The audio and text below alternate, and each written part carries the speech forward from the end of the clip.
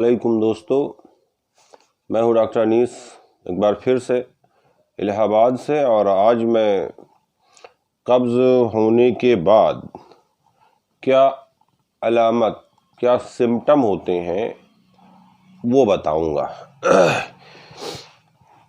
जब किसी व्यक्ति को कब्ज़ हो जाता है, उस कंडीशन में जो सबसे पहली अलामत ज़ाहिर होती है वो मल द्वार यानी रेक्टम पर होती है।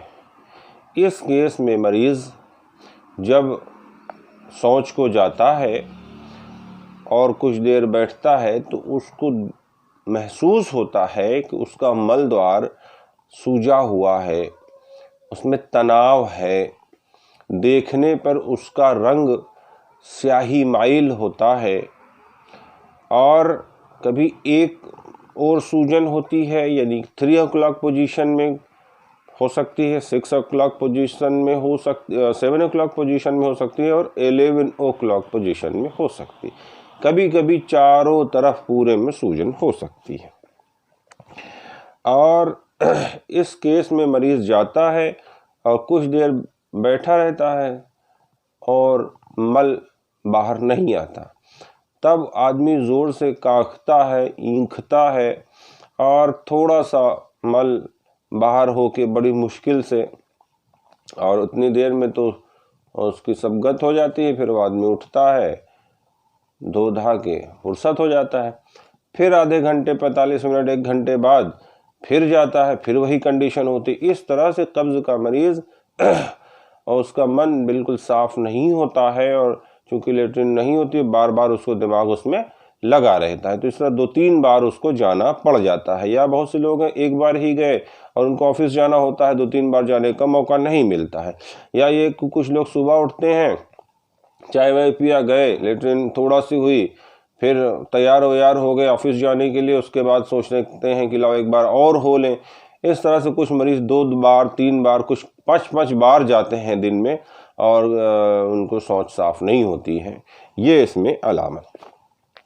तो मलद्वार की सूजन वगैरह तो मैंने बता ही दिया है। अच्छा, कभी कभी किसी मरीज को वहाँ पे मलद्वार में खुजली भी होती है। इसके अलावा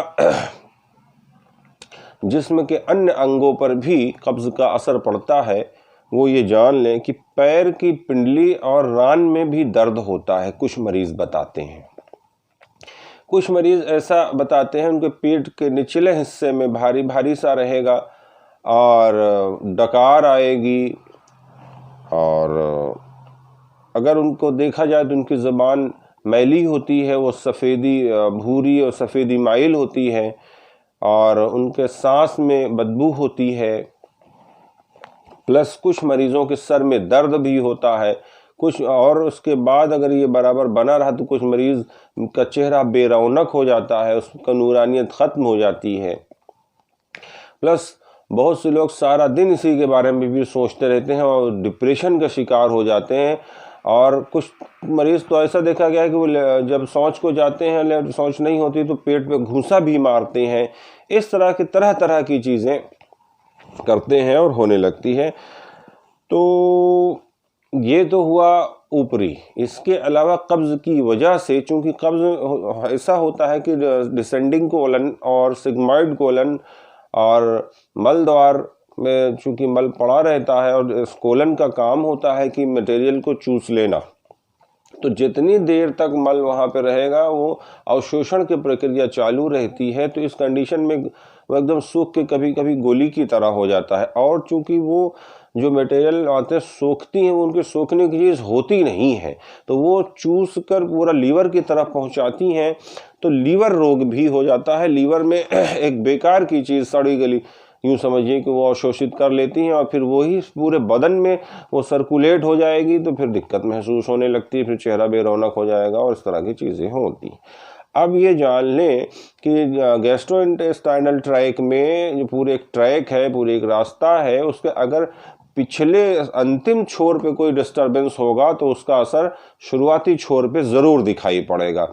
यानी ये कहने का मतलब कि अगर किसी मरीज को कब्ज है तो पेट यानी आमाशय में उसको दिक्कत हो सकती है, अपच हो सकता है, गैस हो सकती है, कच्ची डकार या इस तरह की बहुत सी दिक्कतें फिर उसको घेर लेंगी, तो आमाशय भी खराब हो जाएगा। अब लीवर और आमाशय के बाद यह जान लें कि उसकी बड़ी आंत, ख़ास तौर से जो है डिसेंडिंग कोलन, उसमें घाव भी हो सकता है, म्यूकस भी आने लग सकता है, इन्फ्लेमेशन भी हो सकता है, यानी बड़ी आंत में सूजन भी हो सकती है कब्ज़ की वजह से, ये चीज़ें होंगी। और बहुत सी स्किन डिजीज़ होती हैं, सर में दर्द होता है, आंखों में परेशानी हो सकती है, इस तरह की बहुत सी चीज़ें कब्जियत की वजह से घेर सकती हैं। हाँ, यह सारी समस्याएं एक मरीज में एक साथ नहीं आएंगी, किसी में कुछ होगा, किसी में कुछ दिक्कतें होंगी।